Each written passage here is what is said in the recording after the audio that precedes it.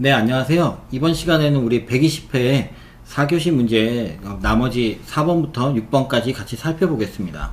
자, 4번 문제부터 볼 텐데요.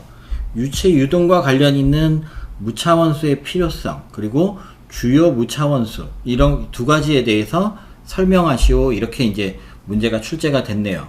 그래서 문제 소개할 때도 말씀드렸지만 무차원수의 필요성, 이게 좀 기계공학 유체역학을 이제 많이 보시지 않은 분들한테는 좀 까다로울 수 있는 내용인데, 이제는 좀 알아둬야 될 중요한 내용입니다. 그래서 그렇게 알아두시면 이제 좋을 것 같고요. 그 다음에 무차원수는 지금 답안지에는, 그 교재에는 나열이 돼 있지만, 그걸 다 외우고 있기는 사실 어렵고, 그것들을 외워서 소개를 해도 그렇게 분량이 많은 건 아니니까, 그거 외에 이제 몇 가지 주요 무차원수는 설명을 하랬으니까, 좀 내용을 설명을 하는 거를 넣는 게 훨씬 더 좋습니다. 자, 무차원수의 이제 필요성부터 이제 얘기를 해야 되는데, 먼저 무차원수의 개념부터 얘기를 했어요. 그래서 답안 구성부터 잠깐 얘기하면 필요성을 얘기를 할 거고, 그 다음에 이제 주요 무차원수를 답안처럼 나열을 하되, 나열만 하지 말고 몇 가지는 이제 활용 방법에 대해서 설명을 해야 된다라고 이제 말씀을 드린 거고요. 무차원수라는 거는 두 가지의 물리적 특성을 비교하는 거다. 그리고 단위가 없다 라고 했죠. 그러다 보니까 단위가 없이 나와 있으니까 이걸로 유체의 운동 특성을 파악할 수가 있어요. 여기 나와 있네요. 그죠? 크기만으로 이게 1000이다, 이게 10,000이다, 이걸 보고 이 유체는 어떤 운동을 하고 있어 라는 거를 파악할 수 있고요. 단위계와 무관하게 1000이다, 이게 1300이다 그러면 이게 SI 단위든 중력 단위든 미국 단위계든 상관없이 똑같이 1300으로 나와서 쉽게 이제 식별이 가능합니다. 그거에 비해서 우리 펌프의 비속도 있잖아요. 이거 NS라는 거, 요거 우리가 많이들 착각하는데 이건 무차원수가 아니에요. 왜냐하면은 이거 단위가 미터 3승 퍼 미니랑, 그 다음에 이제 그 미터 들어가죠, 양정은. 그리고 이제 RPM 들어가는데, 이렇게 해서 나온 값이 있고요. 원래 SI 단위계는 미터 3승 퍼 세크 넣게 돼 있어요. 여기 유량에다가 이렇게 넣으면 당연히 값이 다르게 나오죠. 그죠? 그리고 영미 단위계인 이거 GPM이랑 피트랑 RPM 쓰면 또 완전히 다른 값이 나와요. 그래서 이거는 비속도는 무차원수라고 볼 수는 없는 내용이에요. 그래서 참고로 이건 말씀드린 거고, 이걸 굳이 여기 답안에 쓸 일은 아닙니다. 그래서 제가 보라색으로 표시했는데 이건 답에 쓸 내용은 아닌 거예요. 그래서 이거는 그냥 참고 삼아 말씀드린 그런 내용입니다. 자, 무차원수의 필요성에 대해서 이제 얘기를 해보려고 그래요. 우리가 이제 유체 운동을 한번 해석을 하려고 그랬더니, 유체 운동을 분석하려고 그랬더니, 얘네도 유체는 고체처럼 한쪽에서 이렇게 밀면 이렇게 굴러가는 게 아니라, 단체로 이렇게 펜이 굴러가듯이 굴러가는 게 아니라 다 따로따로 논다는 거죠, 입자들이. 그리고 너무 불규칙해요. 이게 너무 불규칙하니까 이게 수학적으로 그냥 단순하게 해석하기가, 공업수학 같은 걸 이용해서 이런 걸로 해석하는 게 불가능에 가까워요. 그래서 이게 어렵다는 거죠.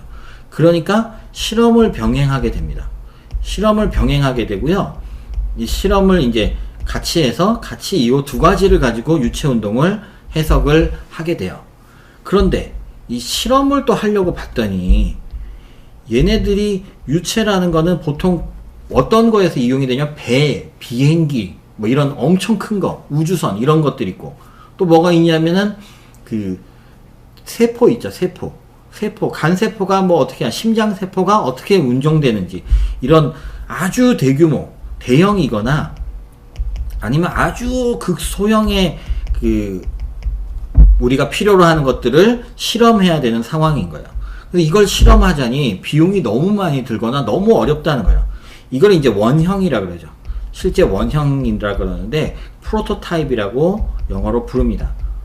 이런 것들이 있는데, 이거를 어떻게 그대로 하냐, 이거를 축소시키거나 또는 확대시켜서 얘네들을 그냥 좀 모델을 이용해서 실험을 하자. 그래서 작은 배를 만들어서 그 모델, 또는 좀 큰 세포를 만들어서 이 모델로 이걸로 실험을 하자라는 거예요. 실험을 하려고 그랬더니 여기의 변수랑 여기의 변수, 유체 운동의 변수가 같아야 되잖아요. 그래서 근데 그걸 같게 하기 위해서 모든 변수를 다 고려하려고 그러니까 너무 어려운 거야. 그래서 차원 해석이라는 게 있어요. 차원 해석이라는 거는 쉽게 얘기해서 차원 해석으로 이제 같게 만드는데, 차원 해석이라는 거는 우리가 얘네들 변수들이 여러 개가 있습니다. 이 변수들을 그룹화시켜서 단순하게 좀 몇 개로 줄인 거죠. 이 변수를 감소시키게 되는 거예요. 이렇게 그룹화시킨 얘가 무차원수예요. 무차원수로 이제 만들게 되고요. 이 차원 해석을 할 때는 뭐 파이 이론 이런 것들을 이용해서 뭐 어떤 무차원수를 고려해야 될지 다 정하게 됩니다. 그래서 이제 실험을 하게 되는데, 얘네들 사이에는요, 이 일정한 비율, 무차원수에 대한 일정한 비율이 필요해요. 이 프로토타입 원형과 이 모델 사이에는. 얘네들을 이제 일정하게 같게 만드는 걸 이제 상사라 그래요. 상사 법칙이라 그래요. 우리 배웠죠. 펌프할 때도 배웠는데, 상사하게 만듭니다. 비율을 똑같게 이렇게 상사하게 만드는데, 이 상사에는 또 세 가지가 있어요. 우리가 펌프에서 말했던 기하학적 상사가 있고요. 이건 이제 크기 비율만 같게 하는 거예요. 그 다음에 운동학적 상사가 있어요. 그리고 역학적 상사가 있습니다. 만약에 유체 운동에 대해서 분석한다면 역학적 상사까지 이루어져야 돼요. 역학적 상사를 이루게 이제 그 차원 해석을 해서 그 몇 가지의 무차원수를 이 원형과 모델이 그 무차원수 값이 같게 만들어 놓고, 그 다음에 그 모델을 가지고 실험을 해서 이쪽에다가 이제 반영, 이거는 이렇게 될 거다라고 비율적으로 예측을 하게 만드는 거예요. 지금 잘 들으셨죠? 이거 말로 하는 것까지 다 좀 메모를 좀 하면서 여러분이 잘 이해를 해야 돼요. 아니면 유체역학 좀 얇은 책이라도 좀 사서 차원 해석 단원 있죠? 무차원수와 차원 해석이 나오는 단원이 있는데, 그 단원에 대해서 좀 공부를 읽어보실 필요가 있습니다. 그렇게 이제 보시면 되겠고, 그 내용이 여기 나와 있어요. 유체 운동은 너무 불규칙해. 그러다 보니까 수학적으로 분석하기 어려워서 이 수학적인, 공학적인 해석 외에 실험을 조합해서 같이 분석을 하는데요. 이 유체 운동은 너무 크거나 너무 작아요. 그래서 실제 원형 프로토타입으로 실험하는 게 곤란하니까 실험하기 쉬운 모델의 실험으로 대체를 하게 된다라는 거예요. 그럴 때 원형과 모델이 상사해야 된다라는 거예요. 그게 어떤 해석을 하는지에 따라서 기하학적 상사만 할지, 아니면 운동학적 상사까지 할지, 아니면 역학적 상사까지 할지 정하게 되고요. 그걸 정하게 되면 그거에 의해서 차원 해석을 통해서 필요한 무차원수를 도출해서 그 무차원수 개수와 형태를 도출을 합니다. 그래서 그 무차원수를 도출한 것들을 같게 만들어서 모델이 원형과 같게 만들어서 실험을 하게 되더라라는 거예요. 차원 해석이라는 건 관련된 변수인 물리량들로부터 무차원수를 찾아내고 그 무차원수 사이의 관계를 만드는 게 차원 해석의 과정이다라는 거예요. 그래서 상사라는 건 세 가지가 있는데, 기하학적 상사는 길이 비율만 일정하게 한 거고, 그 다음에 운동학적 상사는 얘네들이 운동해서 이동하는 유선이 또 기하학적으로 함께 상사한 거고요. 그 비율이 상사한 거죠. 기하학적 상사하다니까 유선의 형태와 비율이 같아야 되는 거예요. 그 다음에 역학적 상사는 여기에 작용하는 힘이 있습니다. 작용하는 힘까지 그 방향과 크기의 비율이 같아야 된다. 방향은 같아야 되고 크기 비율도 일정해야 된다라는 거예요. 그래서 작용하는 힘은 뭐 다 작용하는 건 아니니까 이 중에서 이제 일부만이겠죠. 중력의 프로토타입, 중력의 모델, 점성력, 프로토타입 모델, 압축력, 프로토타입 모델, 표면 장력, 관성력 있는데, 이 중에서 여기에 작용하고 있는 힘이 요거랑, 뭐 예를 들어서 요거랑, 뭐 또 요거다, 뭐 이러면 얘네 둘의 관계로 레이놀즈수, 뭐 그 다음에 얘네 둘이나 얘네 둘의 관계로 또 변수. 그래서 필요한 개수를 이제 또 파이 이론으로 정하게 되거든요. 파이 이론이라는 걸로.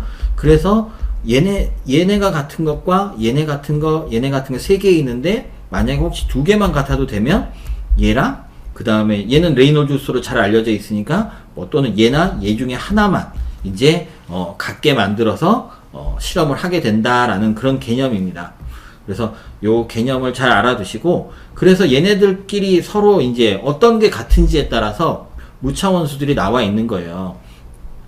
이 중에서 이제 점성력과 여기 점성력과 그다음 관성력이 같은 게 요게 이제 모델끼리 모으고 또 이제 프로토타입끼리 모았죠. 그래서 점성력분의 관성력이 레이놀즈 수고 요렇게 되죠. 얘네들은 설명할 수 있잖아요. 얘네들은 그 측류와 난류와 천위 영역을 구분하는 데 쓰이는 걸로 막 설명할 수가 있습니다. 그 내용으로 설명하고, 중력과 관성력에 대한 관계로 이렇게 이제 식을 만들 수 있어요. 이 공식 요거까지 외우진 않더라도 요 정도까지는 외워둬야 되겠죠. 프루드 수는요, 우리 어디서 나왔습니까? 플러그 홀링 현상이라고 하는 데서 나와 있었죠. 거기서 이제 나오고요. 표면 장력과 관성력에 대한 것도 웨버 수라는 게 있어요. 그럼 얘도 표면 장력에 대해서 이용이 된다. 표면 장력이 관성력 대비해서 얼마가 되는지 나타내는 거다 이거고요. 그 다음 그 외에 뭐 압축력과 관성력, 오일러수, 정압동압의 압력계수, 속도와 음속의 마하수, 그 다음에 프란틀수 있죠? 얘네들도 설명할 수 있죠. 열전달에서 배웠잖아요. 그 누셀 넘버도 배웠잖아요. 그라쇼프 수는 어디서 배웠습니까? 파이어 플룸에서 나왔었죠. 뭐 이런 것들. 그 다음에 전도와 대류의 관계, 비오트 수, 이런 것들이 있습니다. 가급적 이 10가지 정도는 좀 무슨 힘과 무슨 힘의 관계인지 정도는 좀 알아두시고, 가급적이면 이 10가지 외우면 참 좋겠어요. 그리고 설명이 좀 들어가야 된다라는 거죠. 설명이 몇 개는 좀 들어가야겠다라는 거예요. 너무 많이 쓰면 이제 또 감당이 안 되니까 잘 조절하면서 실전에서는 기술을 해야 되겠습니다. 자, 이런 식으로요, 유체역학 문제들, 기본 개념 문제들이 계속 출제되고 있어요. 전기도 기본 개념, 화학도 기본 개념, 유체역학도 기본 개념을 많이 물어보고 있습니다. 왜 그러냐면 소방기술사들이 그런 기초공학에 좀 약한 면이 좀 없잖아 있어요. 그래서 그런 부분을 좀 일깨우고자 나는 것 같긴 합니다. 자, 그래서 125의 뭐 절대압력과 게이지 압력, 그 다음 120의 전단력, 지금 무차원수, 그 전에 뉴턴의 운동법칙, 뉴턴의 점성법칙, 표면장력, 박리, 표면장력, 이런 것들이 출제되고 있고요. 무차원수는 이렇게 81회와 96회와 106회에도 무차원수, 물론 개별 무차원수를 물어볼 때도 있고 무차원수 종류를 쓰라고 한 적도 있지만 이런 식으로 이제 출제가 되고 있다라는 거예요. 앞으로 무차원수의 이 개념 필요성을 잘 알아두시면 요거는 나중에 뭐 여러분이 기술사 되고 석사 박사를 하게 돼서 뭐 재현에 대해서 또는 소화 설비에 대해서 실험하게 된다면 그럴 때에도 활용할 수 있는 개념이고요. 또 기술사 시험에서 이런 무차원수가 나왔을 때 많이 이건 외우지 않아도 좀 저절로 나올 수 있는 부분이 많잖아요. 그래서 이런 게 많이 활용될 수 있을 겁니다. 그래서 무차원수에 대해서는 개념 이해를 잘 하셔야 돼요. 그래서 만약에 여러분이 나중에 이런 거에 대해서 실험을 박사과정 때문에 하게 되거나 어떤 제품 때문에 실험하게 되면 이때는 이런 차원 해석을 해서 무차원수를 맞춰놓지 않고 실험을 하면 비용이 들어도 이거는 유효하게 인정해 주지 않습니다. 그래서 그것들을 비율을 잘 맞춰서 해야겠죠. 특히 뭐 제연설비 실험한다 그러면 건물 지어놓고 불 질러서 테스트할 수는 없잖아요. 그렇다고 내가 뭐 아무렇게나 만들면 안 된다라는 거예요. 그래서 논문에 이런 차원 해석을 어떻게 했는지도 들어가야 되는 거죠. 나중에 이제 이런 걸 하게 되면 유체역학의 그 부분은 좀 공부해서 적용할 필요 있고요. 그냥 지금은 필요성 개념만 알아두시면 좋겠습니다. 그 무차원수의 종류는 기출문제니까 이것들 종류를 좀 암기장에 써놓고 반복적으로 좀 외우시면 좀 이것도 쉽게 실전에서 내가 축축축 써나갈 수 있게 되니까 자주 나오는 것들이 아니니까요. 그런 것들을 좀 암기장을 이용하시면 좋겠습니다.